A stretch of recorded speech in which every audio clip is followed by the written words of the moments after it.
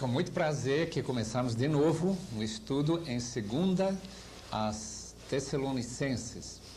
A carta de Paulo a esses irmãos da Macedônia, de uma cidade que ainda hoje é uma cidade relativamente grande na Grécia.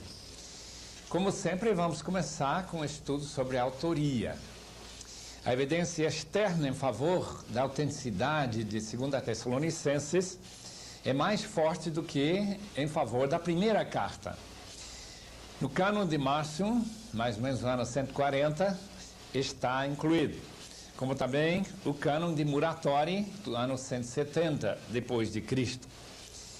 O pastor Irineu, 140-203, menciona esta carta e atribui a Paulo, como também Tertuliano e Clemente de Alexandria mencionam esta carta como vinda da mão do apóstolo.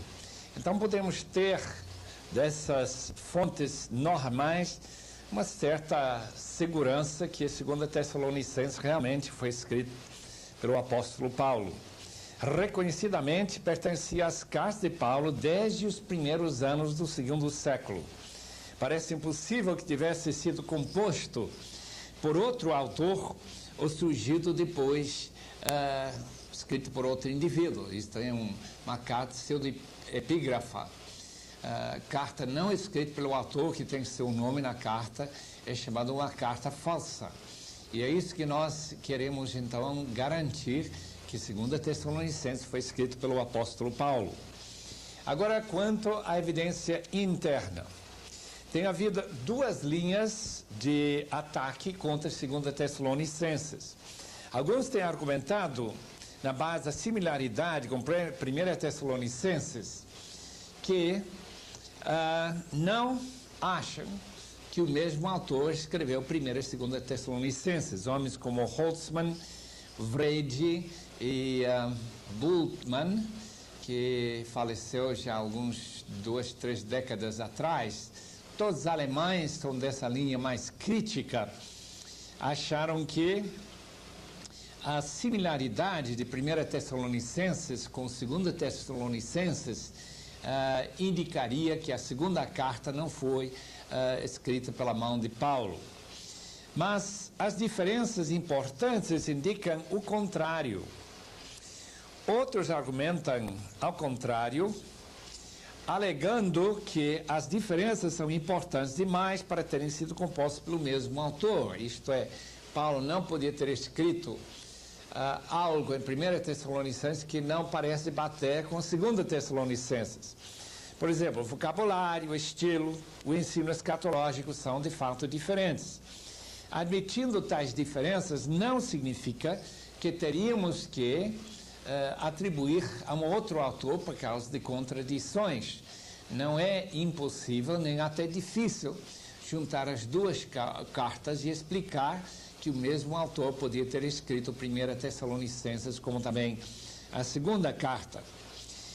Lembre-se de que 1 e 2 Coríntios, que ninguém duvida foi escrito pelo apóstolo Paulo, também tem diferenças de vocabulário, de estilo e também de apresentações de posições. O ensino escatológico me parece bastante complementar. Hoje em dia é mais comum os eruditos, os estudiosos, aceitar a autenticidade segundo as Tessalonicenses do que outrora, disse o professor A.M. Hunter, Interpreting the New Testament, página 62. Hoje, mesmo críticos como Dibelius, que não era nada conservador na sua posição, que não tem nenhuma inclinação na direção de manter a autenticidade dos livros da Bíblia, em estudos bíblicos, estão admitindo que 2 Tessalonicenses seja de fato genuína. E assim nós também concluímos. A evidência externa mais forte do que 1 Tessalonicenses, a evidência interna, ainda que tendo alguns problemas rasos, não complicados, também dá para juntar as duas cartas e chegar à conclusão que ambas foram escritas por Paulo. Data e local de composição. A segunda carta aos Tessalonicenses provavelmente foi escrita logo depois de 1 Tessalonicenses. A situação da igreja, aparentemente, era semelhante, mudou muito pouco. Tanto Silas como Timóteo estariam com Paulo quando escreveu ambas essas epístolas, baseadas em 1 Tessalonicenses 1:1 e 2 Tessalonicenses também 1:1. Só verificar são os mesmos indivíduos. Número 3, sugerimos algumas semanas até 6 meses depois da escrita de 1 Tessalonicenses para atribuir a Paulo a segunda carta. Nós encontramos nessa ocasião que Paulo esteve em Corinto e, portanto, tanto esta carta como a primeira carta foram escritos durante aquelas 18 meses na segunda viagem missionária em que Paulo passou da grande cidade de Corinto na Acaia. Tessalônica lá no norte, lembrem sua geografia, e Corinto mais para o sul, mais perto de Atenas. O propósito desta escrita de 2 Tessalonicenses foi para encorajar os cristãos perseguidos de Tessalônica a continuar firmes na sua fé. Veja especialmente capítulo 1, versículos 4 a 10, e também 1 Tessalonicenses 3, 1 a 8. Número 2, exortar os leitores à fidelidade e a trabalhar para se sustentarem. Aparentemente, com essa esperança que a segunda vinda ocorresse tão logo, tão em breve, os irmãos, alguns deles, pararam de trabalhar. E Paulo está escrevendo, capítulo 2, 13 a 3, 15, veja também 1 Tessalonicenses 4, 11 e 12. Esse problema de crentes pararem de trabalhar. E também para corrigir os erros relacionados com a doutrina a respeito da segunda vinda de Cristo. 2, 1 a 12, 1 Tessalonicenses 4, 13 a 5, 11. Então, as duas cartas apresentam a doutrina de Paulo sobre a segunda vinda. É possível que os Tessalonicenses tivessem recebido uma carta forjada, indicando que o dia do Senhor já havia começado. Note capítulo 2, versículo 2, onde Paulo está dizendo que o dia do Senhor não tinha começado ainda. Está escrevendo para que não vos demovais da vossa mente com facilidade, nem vos perturbeis, quer por espírito, quer por palavra, quer por epístola, isto é, uma carta, como se procedesse de nós. Há possibilidade, nós não temos certeza disso, que alguma carta supostamente escrita por Paulo tinha chegado à igreja de Tessalônica.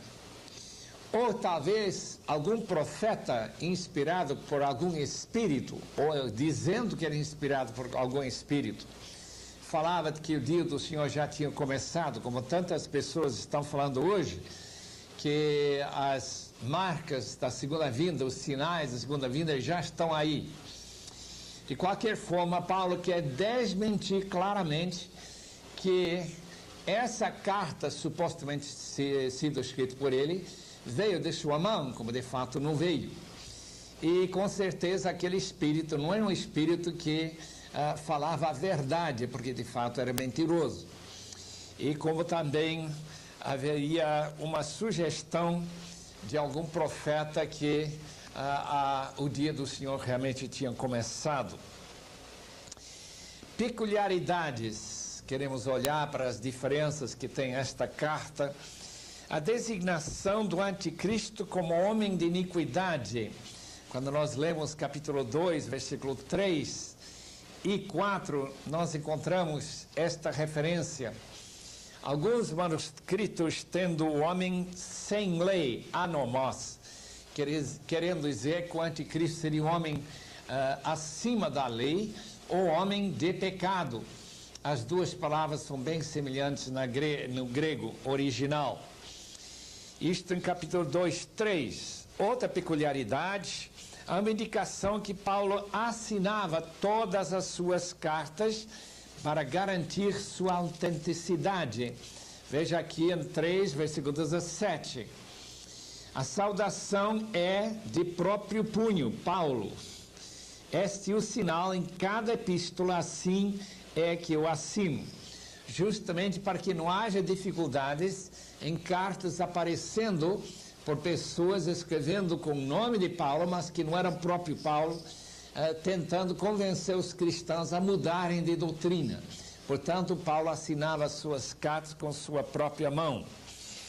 Em terceiro lugar, fazemos referência ao mal para que o anticristo seja revelado. Isso é a detenção do mal. Há uma referência, nós vemos no capítulo 2, de que o aparecimento do anticristo, daquele homem de iniquidade, o homem sem lei, esse acontecimento, sua revelação, aconteceria apenas após a retirada de algo e alguém que o detém. Estaremos falando um pouquinho mais sobre isso daqui um pouco.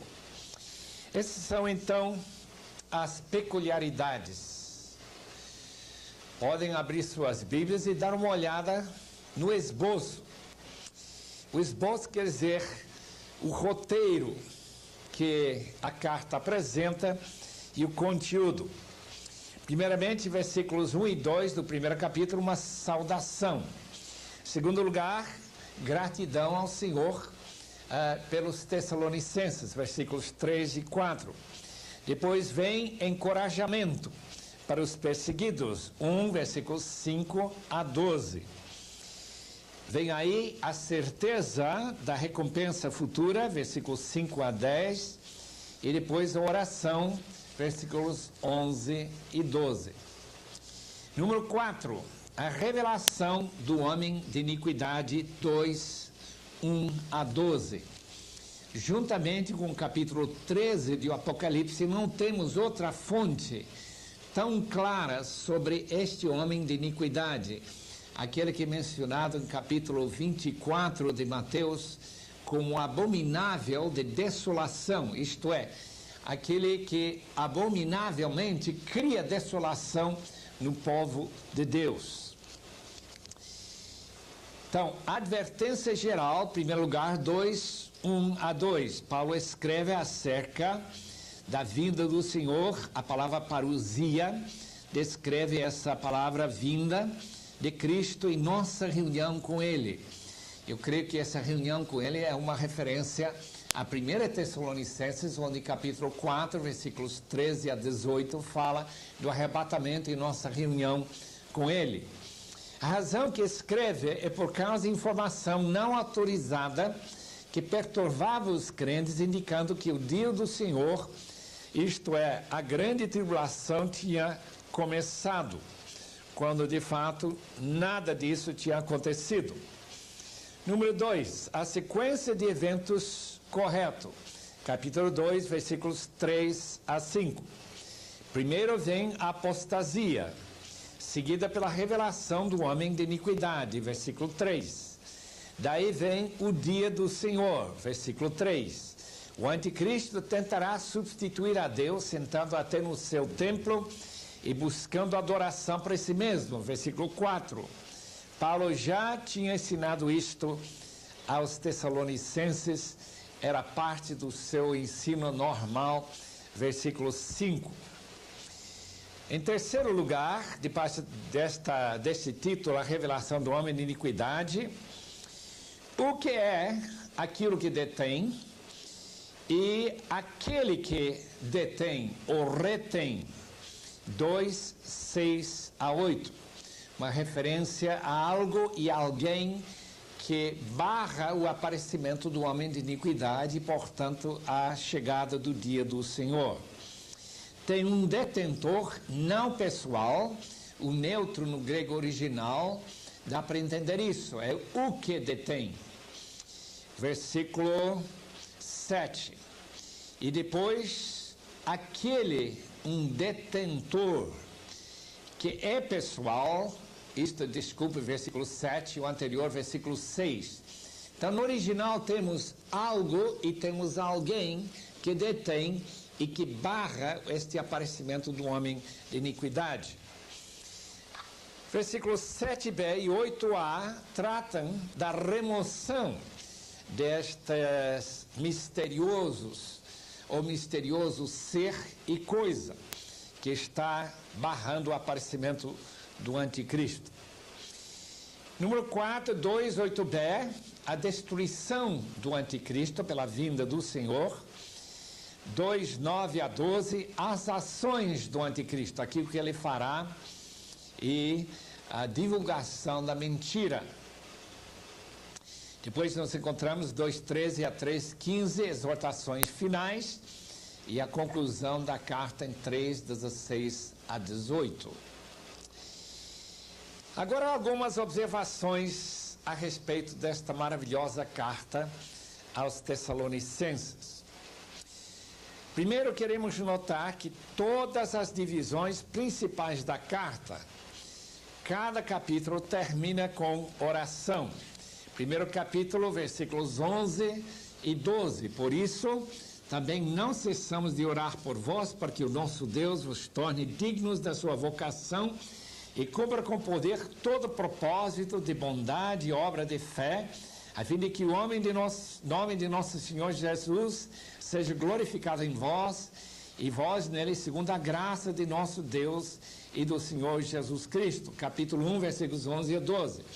Agora, oração no fim do capítulo 2, versículos 16 e 17. Ora, nosso Senhor Jesus Cristo, mesmo e Deus, nosso Pai, que nos amou, nos deu eterna consolação, boa esperança pela graça, consolem o vosso coração e vos confirmem em toda boa obra e boa palavra. E finalmente 3,16, ora o Senhor da paz, Ele mesmo vos dê continuamente a paz em todas as circunstâncias, o Senhor seja com todos vós. 3 orações em 2 Tessalonicenses, todas terminando cada sessão, capítulo 1, capítulo 2 e capítulo 3. Segunda observação, os mesmos colegas que acompanharam Paulo quando ele escreveu a 1 Tessalonicenses também estão acompanhando Paulo nesta segunda carta, quando ele escreveu, capítulo 1, versículo 1. Isto é, Silvano e Timóteo. Silvano referindo-se àquele profeta que acompanhou Paulo na sua segunda viagem missionária, que em Atos é chamado de Silas. Silvano e Silas é o mesmo nome no original, são apenas diferentes maneiras de pronunciar esse nome. Novamente, Paulo, por alguma razão, omite de mencionar o seu apostolado. Leia o primeiro versículo de capítulo 1 e nós encontramos Paulo omitindo de falar do seu apostolado. Aparentemente, ele não achava importante, talvez porque ele acaba de estar com aqueles irmãos, de mencionar esse fato. Número 4. A fé dos Tessalonicenses crescia de maneira bem impressionante, provavelmente em decorrência das perseguições que eles estavam aguentando. Eu creio que todos nós sabemos que perseguição tem um fator estimulante, tornar pessoas mais seguras na sua fé e mais animados a resistir os ataques satânicos. Aqueles dardos inflamados que a gente deve se proteger com o escudo da fé. Número 5, suportar a perseguição é um sinal de ser considerado por Deus como digno do seu reino. Capítulo 1, versículo 5. Vamos ler esse versículo. Sinal, diz Paulo, evidente essas perseguições, tribulações, sinal evidente do reto juízo de Deus, para que sejais considerados dignos do reino de Deus, pelo qual, com efeito, estáis sofrendo. Pessoas que não aguentam perseguição não devem esperar entrar no reino de Deus. Número 6. A justiça de Deus requer que ele pague os perseguidores com tribulação no inferno, chamado aqui a ira vindoura, em versículo 6. E aos fiéis, filhos de Deus, alívio, quando do céu se manifestar o Senhor Jesus com os anjos do seu poder, em chama de fogo, tomando vingança contra os que não conhecem a Deus e contra os que não obedecem ao Evangelho de nosso Senhor Jesus Cristo. Versículos 7 a 8. Então, o que nós encontramos é que a perseguição separa a humanidade. Os perseguidores são designados para sofrerem tribulação no inferno, enquanto aqueles que recebem essas perseguições e tribulações são aqueles que vão alegrar-se na presença do Senhor.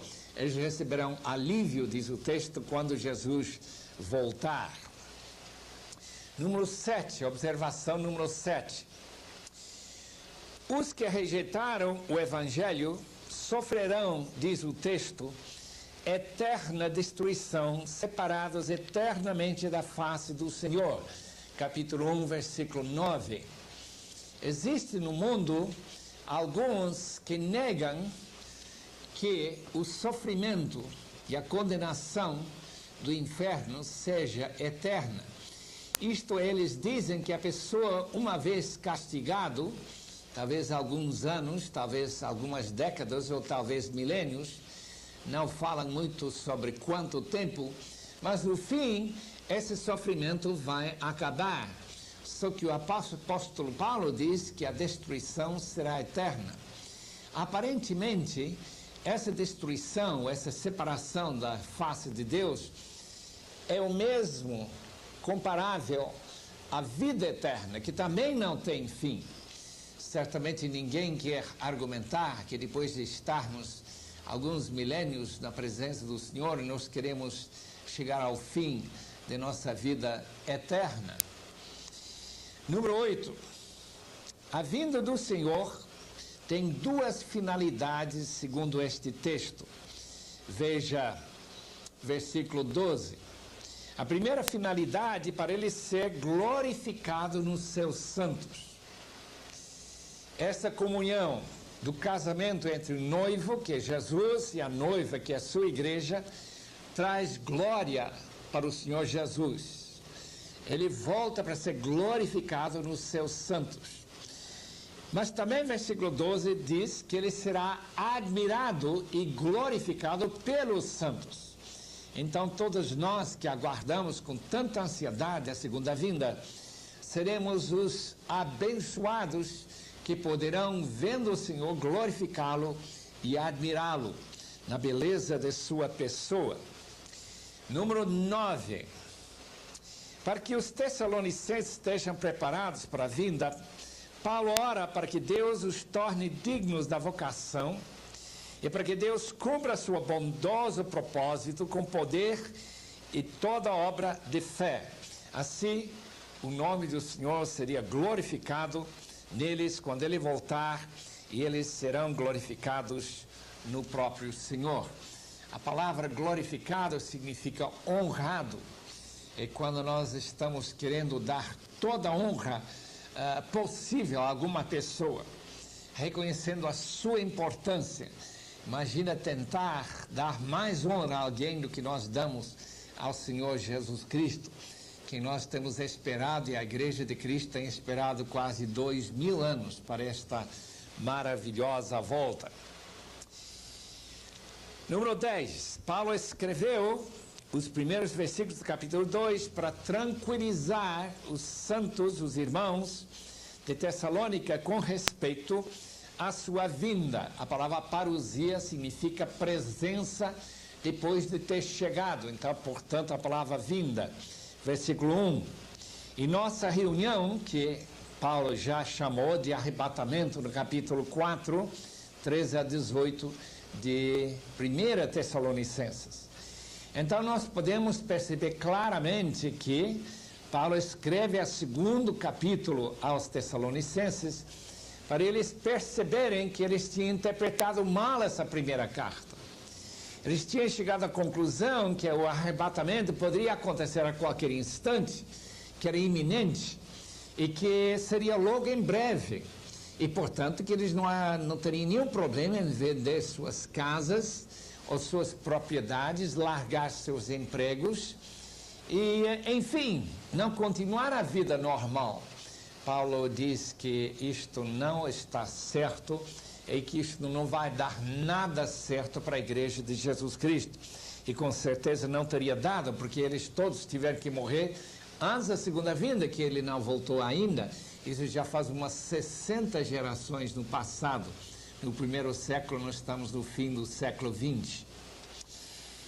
Portanto, esta carta, 2 Tessalonicenses, foi escrita principalmente com o propósito de tranquilizar aqueles irmãos de Tessalônica, que estavam vivendo naquele alvoroço, aquela perturbação de pensar a qualquer hora estaria tocando a última trompeta e Jesus estaria aparecendo e que o arrebatamento estaria ocorrendo para encontrarmos com Cristo nos ares a qualquer instante.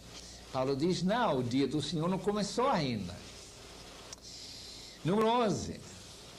Evidentemente, além de tirar uma conclusão errada do ensinamento de 1 Tessalonicenses, Paulo menciona um espírito, que é uma referência a algum profeta que recebeu um espírito. É só ler o Antigo Testamento saber que a vinda de um espírito é que comunica uma profecia. Então alguém recebeu algum espírito, talvez não fosse um espírito bom, que veio trazer uma informação errada. Lembra-se que Paulo fala para os Gálatas, capítulo 1, versículo 8, que até um anjo vindo do céu que pregar um outro evangelho do que ele tinha pregado, seja anátema. E aqui Paulo novamente mostra a possibilidade de uma inspiração de algum espírito que não concorda com o que Paulo tem ensinado em 1 Tessalonicenses e agora a segunda carta, que ele seja descontado e que essa profecia seja desmentido. Em 1 Tessalonicenses capítulo 5, Paulo diz que temos que julgar todas as coisas, não desprezar profecias, capítulo 1, versículo 19, mas também julgar todas as coisas. Não apagueis o espírito, não desprezeis as profecias, julgai todas as coisas. Paulo está julgando esse espírito que falou na igreja de Tessalônica e falou errado sobre a segunda vinda de Cristo, que por palavra teria sido trazido para algum irmão que ensinando na igreja teria apoiado a ideia que os eventos imediatamente antes da vinda de Cristo Jesus já tinham começado a acontecer. Aquela corrente de acontecimentos que estaria previndo, chegando antes da segunda vinda, já começou. E Paulo diz, não, não, não. Interessante que tem pessoas hoje que predizem a segunda vinda.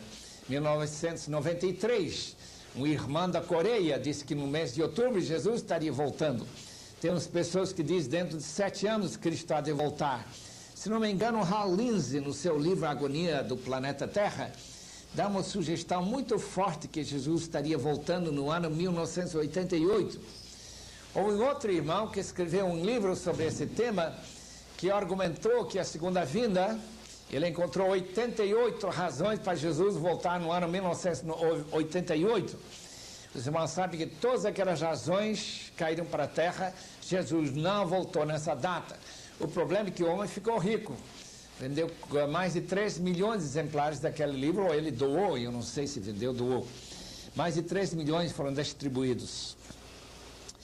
Que é por epístola, esse mesmo texto, versículo 3, ou 2, desculpe, é uma referência a uma carta, como já mencionamos, que estaria chegando nas mãos dos Tessalonicenses, lida para eles, como se tivesse sido escrito pelo apóstolo Paulo. Paulo desmente essa carta, desmente essa profecia daquele espírito e desmente aquele irmão que estava ensinando alguma coisa errada.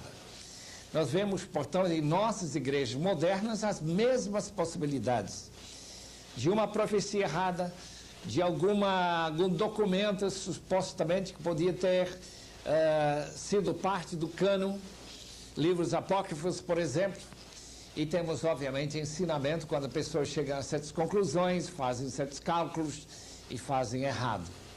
Então, Paulo diz, não fiquem imaginando ou chegando à conclusão que o dia do Senhor já começou. Número 12. Este texto mostra com bastante segurança que dois eventos devem ocorrer antes da segunda vinda e o arrebatamento da igreja.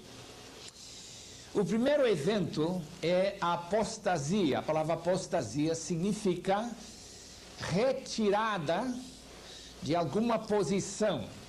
Se fosse retirada de uma posição teológica, seria uma mudança de doutrina tão radical que o apóstata perderia o rumo para a salvação. O apóstata não pode esperar chegar no céu. Agora, qual apostasia Paulo teve em mente? O que Deus queria que nós identificássemos é muito difícil nós dizermos hoje, porque tem pelo menos 3 apostasias ou mais que nós poderíamos indicar. Primeiramente, temos a apostasia ariana do século IV, na época de Atanásio, e que desembocou no islamismo, que não aceita a divindade do Senhor Jesus nem do Espírito Santo. Enfim, não aceita a Trindade. Essa apostasia tão séria perturba a igreja hoje, porque tem 1 bilhão ou mais de muçulmanos no mundo inteiro. A segunda apostasia seria da igreja católica, que vai criando obras para a salvação e que somente com a reforma e o surgimento do evangelicalismo que a gente pode perceber claramente a justificação pela fé. Em último lugar, mencionaríamos a apostasia teológica que, começando há 150 anos atrás, com homens como Strauss, como F.C. Bauer na Alemanha, e chegando nos países da Europa e dos Estados Unidos, chamado Primeiro Mundo, em que os eruditos vêm negando doutrinas básicas da fé cristã e certamente negando que a Bíblia seja a palavra de Deus. Então temos 3 possibilidades para explicar esta apostasia. Qual delas? O irmão terá que tomar sua própria posição a respeito. Em segundo lugar, Paulo diz que antes da segunda vinda, antes do dia do Senhor, aparecerá ou será revelado o homem da iniquidade, a revelação do anticristo. A palavra anticristo não aparece em 2 Tessalonicenses, aparece em 1 de João, mas era uma doutrina bastante divulgada, segundo João escreve na sua primeira carta, capítulo 2, lá para o versículo 18 em diante.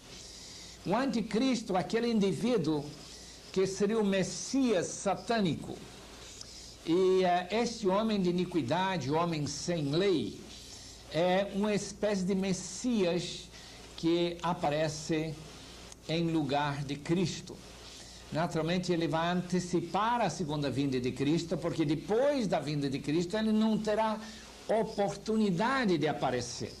Então ele tem que aparecer antes, e Satanás tem que adivinhar, tem que pensar quando será que Jesus há de voltar e fazer com que seu Messias esteja se manifestando com poderes máximos que Satanás tem.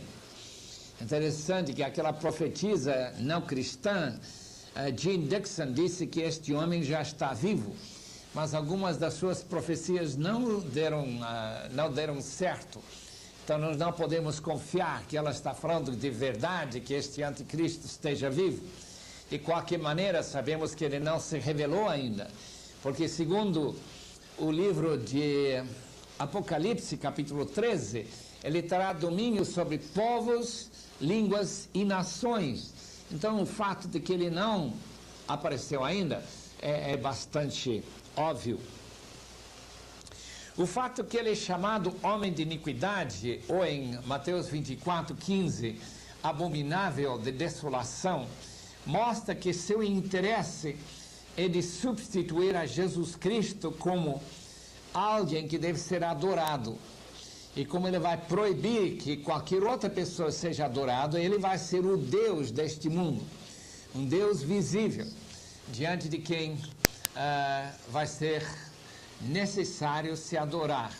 Nós encontramos, ou se curvar, nós encontramos então que os cristãos vão ser perseguidos terrivelmente por não se curvar diante da imagem desse terrível homem ou diante da própria pessoa.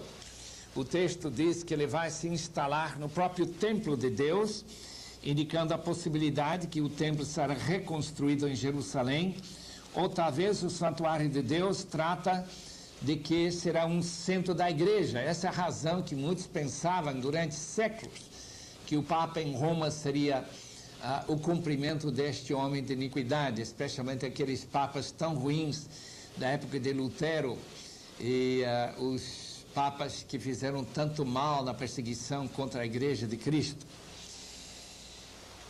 Muito bem.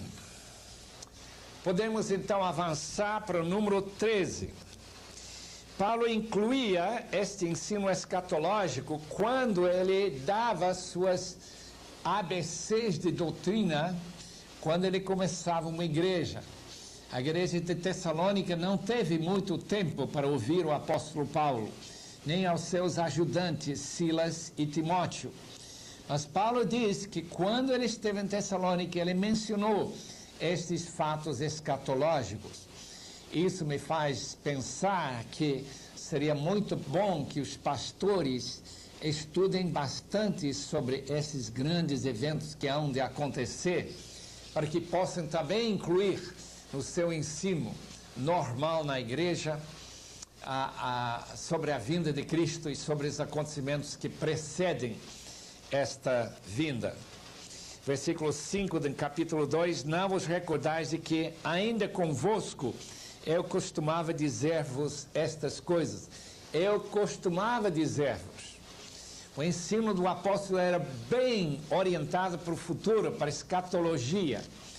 É uma pena que hoje em dia poucas pessoas se interessam em conhecer a ordem dos eventos do futuro, o que vai acontecer antes, o que vai acontecer depois, e ainda não tem nenhuma posição sobre o milênio e sobre a vinda de Cristo antes da tribulação, depois da tribulação, todos aqueles eventos relacionados com a segunda vinda de Cristo. Número 14. Ninguém sabe, infelizmente, o que Paulo tinha em mente quando ele menciona estas palavras, o que detém e aquele que detém. Deixe-me ler os versículos em 6, e agora sabeis o que o detém, no grego original, neutro, para que este homem de iniquidade, esse anticristo, seja revelado somente na época certa, na ocasião própria. Agora, a segunda referência é pessoal. Com efeito, o mistério da iniquidade já opera e aguarda somente que seja afastado aquele que agora o detém. Versículo 6, o que o detém. Versículo 7, aquele que o detém. Amados estudiosos da palavra, como seria interessante saber o que Paulo tinha em mente quando ele usou esta frase. É comum hoje em dia pensar que Paulo está fazendo uma referência ao Espírito Santo à igreja, o que seria afastado então do arrebatamento que pode ocorrer a qualquer hora, e que junto com a igreja o Espírito Santo desapareceria. Mas a dificuldade com essa posição é que Paulo diz que isso não vai acontecer até que o homem de iniquidade aparece primeiro. Nossa reunião com ele, versículo 1 diz isso. Então é muito difícil entender esta interpretação. Além disso, temos o problema de saber como que pessoas vão se converter durante aqueles anos da grande tribulação, se o Espírito Santo não está aqui para dar-lhes o privilégio de nascer de novo, porque sem o Espírito Santo não há nenhum nascimento novo. Jesus ensinou isso para Nicodemos. Portanto, nós vamos ter que aguardar. Era durante os primeiros séculos da igreja comum entender que aquilo que não permitiu o anticristo aparecer seria o imperador em Roma. E que aquilo que retinha ou detinha o aparecimento do homem de iniquidade seria o Império Romano. Mas quando caiu o imperador e o império, lá para o ano 410, 395 anos depois de Cristo, sabemos que não era o Império Romano que bloqueava o aparecimento do homem de iniquidade. Vamos ter que esperar, portanto. Vamos ter que esperar para saber que sinal é este que está impedindo. Uma das sugestões seria que é a pregação do Evangelho. Jesus disse claramente em capítulo 24 de Mateus, versículo 14, que a segunda vinda, o fim, só ocorrerá quando o Evangelho for pregado a todas as nações. Nós sabemos que ainda há povos não alcançados, talvez 3 ou 4 mil, e precisamos de obreiros bem preparados para chegar a estes povos não alcançados. Precisamos orar muito para que Deus mande esses obreiros para levar estas boas novas de Cristo para os povos não alcançados ao redor do mundo. Só o Brasil tem 126 tribos que ainda não foram alcançados com o Evangelho. Graças a Deus tem uns 100 tribos mais ou menos que têm ouvido falar de Cristo. Tem milhares de aqueles povoados ribeirinhos lá em Amazonas, no norte do Brasil. Ao todo são 40 mil, mais ou menos. Mas tem muitos deles que ainda nunca ouviram falar de Jesus Cristo. A não ser pela rádio. Alguns têm contato com a rádio. Mas muitos nunca tiveram o privilégio de ter algum missionário subindo de barco ou de avião para chegar nesses locais e falar de Cristo. Número 15, mistério de iniquidade. Refere ao processo que levará o mundo a negar a realidade de Deus e sua glória em sua criação. Um mistério da iniquidade. E eu acredito que isto pode ser uma referência à evolução materialista. Desde Charles Darwin, há 140 anos atrás, 130 anos atrás, desde ele escrever a origem das espécies, nós sabemos que no mundo inteiro, quase, se ensina que a vida apareceu por acaso, que Deus não interferiu com a criação do mundo, que não há morte que é a morte definitiva, quando a pessoa morre, não tem juízo final, nada disso. Enfim, a evolução ensina que o homem é uma espécie de animal. Esse mistério que afasta o controle de Deus sobre a humanidade, aquilo que produz a secularização no nosso mundo chamado moderno, é justamente o que é o mistério da iniquidade que permite que o anticristo se eleve a uma posição de um Deus, ainda que humano. Observação 16. O iníquo não terá muito tempo para consolidar o seu poder no mundo, porque Cristo voltará e o destruirá com o sopro de sua boca. Assim encontramos em versículo 8. Então será de fato revelado o iníquo, a quem o Senhor Jesus matará com o sopro de sua boca e destruirá pela manifestação de sua vinda. Apocalipse 19, 20 deixa bastante claro que a volta de Cristo será o fim de aprisionamento do anticristo e sua profeta, seu ajudante, e que eles serão jogados no lago de fogo. Capítulo 19 de Apocalipse, versículo 20. Número 17. O iníquo também fará sinais e prodígios mentirosos, isto é, para enganar os incrédulos que habitam sobre a terra. Pessoas que não acreditam em Deus, que não aceitam a palavra de Deus, não estão instruídos sobre a segunda vinda, facilmente serão enganados pelos sinais poderosos que o anticristo operará. Talvez sinais de cura, sinais de trazer fogo do céu, outros milagres sobrenaturais. Interessante que quem não crê em Deus fica muito mais aberta para horoscópios, astrologia, para parapsicologia, poderes espirituais que não são de Deus, mas são do próprio demônio. No 18, o juízo, diz o texto, vem sobre os enganados pelo anticristo, mas foram enganados porque não amaram a verdade para serem salvos. Lembra que nós falamos há pouco que o evangelho tem que ser pregado no mundo inteiro antes do anticristo aparecer. Nesse caso, as pessoas teriam acesso ao evangelho, mas teriam amado a mentira mais do que a verdade. Resultado que Deus permite que o anticristo surja e os leve realmente a adorar a besta e a negar a próprio Senhor Jesus. Então o juízo vem sobre os enganados pelo anticristo. Número 19, Deus manda um poder sedutor, assim está na nova versão internacional, um poder sedutor. Obviamente esse poder sedutor está relacionado com o mundo espiritual, mas não angelical e não da parte de nosso Senhor Jesus Cristo, mas da parte dos demônios. E eles são então levados a acreditar na mentira do anticristo. Esta é a consequência de ter rejeitado a verdade do evangelho e se deleitarem na injustiça, em fazer o mal, o crime, a sonegar impostos, a falar mentiras, a brigar com vizinhos e assim por diante. Tanta iniquidade que nós encontramos neste mundo.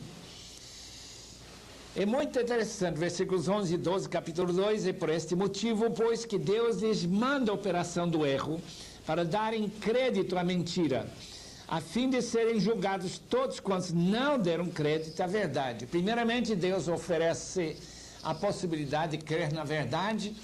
Quando a pessoa nega, Ele dá oportunidade para eles crerem na mentira. Isto vai ser, então, a base pelo qual o anticristo chegará para dominar. Número 21, a consolação que Deus dá aos seus escolhidos tem o propósito de animar e confirmar os irmãos e continuar fazendo as boas obras, ensinando a verdade. Versículos 16 e 17. Para as igrejas não pararem de fazer as suas boas obras, não pararem de reunir, não pararem de trabalhar, mas continuar mantendo isso e também vivendo na graça e a paz do Senhor. Número 22, ele pede na oração para que a pregação da palavra em Corinto se propague e seja glorificado. 3 e versículo 1. Paulo estava em Corinto, ele pede que os irmãos lá estejam orando por Paulo e seus companheiros. Finalmente, irmãos, orai por nós, para que a palavra do Senhor se propague e seja glorificado lá em Corinto. Leia o capítulo 18 de Atos e veja que dificuldades Paulo passou lá em Corinto. E também em 1 Coríntios capítulo 2, aqui nós vemos que Paulo está pedindo a oração dos Tessalonicenses a seu favor, para que ele possa ministrar e que a palavra possa crescer. Nós devemos estar orando para outros lugares do mundo, como também pedir que nossos irmãos em outras regiões do mundo estejam orando por nós. Número 23, a disciplina da igreja inclui afastamento dos que não se conformam com os padrões que Paulo passou para a igreja em Tessalônica. Andar desordenadamente. No caso dos Tessalonicenses, foi parar de trabalhar para ganhar o próprio pão e viver às custas dos irmãos na igreja. Paulo disse, capítulo 3, versículo 8, nós nunca paramos de trabalhar, nunca vivemos à custas dos irmãos da igreja. Mostra o padrão que ele passou para a igreja. Em outras palavras, que até os próprios obreiros podem trabalhar, ainda que Paulo ensina em 1 Coríntios capítulo 9, que o obreiro é digno do seu salário, que ele pode receber da igreja sua ajuda, mas que as pessoas, pensando que Jesus estaria para voltar logo, parem de trabalhar e andar desordenadamente, ficar pedindo e mendigando, não seria bom, e nunca era bom e nunca será. Naturalmente, hoje em dia, é possível que alguém queira trabalhar e não encontre nenhuma possibilidade de ganhar algum dinheiro trabalhando, nem algum alimento. A situação, por exemplo, do filho pródigo, que queria trabalhar, mas não encontrava bom emprego. Até a própria pessoa que empregou o filho pródigo não tinha nada para lhe dar. Então, essa situação, naturalmente, quer dizer que a igreja deve ajudar essas pessoas. Cestas básicas são muito distribuídas no Brasil. Isso é de acordo com a vontade de Deus, quando as pessoas não encontram emprego nenhum nesse mundo globalizado. Número 24, além de não trabalhar e comer o alimento dos outros, o irmão Paulo soube que alguns se intrometiam na vida alheia, interferiram na vida sem responsabilidade e assim dificultaram a família de Deus. Paulo diz que os tessalonicenses deveriam disciplinar aqueles irmãos se eles não atenderem o apelo do apóstolo Paulo. Número 25, versículo 13 de capítulo 3, não vos canseis de fazer o bem. Revela que trabalhar para ganhar o próprio pão não é tudo que devemos fazer, também devemos dar ajuda aos necessitados. Efésios 4, 28. Paulo menciona em versículo 14 de 1 Tessalonicenses 5 que havia insubmissos na igreja. Pessoas que não obedeciam os seus pastores e líderes. E Paulo está preocupado com essas pessoas. Parece que ainda havia na igreja pessoas não muito dispostas a obedecer aos seus líderes. Paulo prevê a possibilidade de rejeitarem as ordens dele também. Nesse caso, eles deveriam ser disciplinados como irmãos, não como apóstatas, não como hereges, mas como pessoas desreguladas que não estão pensando bem. Devem ser afastados da comunhão até eles mudarem e se submeterem às ordens do apóstolo. Não é para considerá-lo como inimigo, versículos 14 e 15 do capítulo 3, mas devem ser advertidos. Número 27. O Senhor seja com todos vós, versículo 16, e a graça de nosso Senhor Jesus Cristo seja com todos vós, versículo 18, são praticamente sinônimos. A presença do Senhor com seu povo se reconhece pela graça que Ele derrama sobre eles. Já falamos sobre sinal em cada epístola do apóstolo Paulo, é sua própria assinatura com seu próprio punho. Graças a Deus que nós temos certas garantias que as cartas que nós estamos lendo e estudando vieram do próprio apóstolo Paulo e não vieram de outras fontes alheias. Eu queria agora recomendar alguns livros aos caros irmãos que podem ajudar no seu estudo desta carta aos Tessalonicenses, desta segunda carta. Em outras ocasiões, nós já mencionamos examinar as escrituras do pastor Sidlow Baxter. Isto inclui 2 Tessalonicenses, Atos e até Apocalipse. É produzida pela editora Vida Nova. Nós encontramos aqui um comentário mais extenso sobre 2 Tessalonicenses, escrito por Howard Marshall, um erudito da Universidade de Aberdeen. Ele conhece muito bem a língua original e pode dar muitas boas explicações. Um excelente comentário. Já mencionamos a nova tradução da Bíblia, que está para sair, a Bíblia inteira. O Novo Testamento já tem alguns anos. A nova versão internacional. A Bíblia Shed para quem quer buscar anotações no fim da página.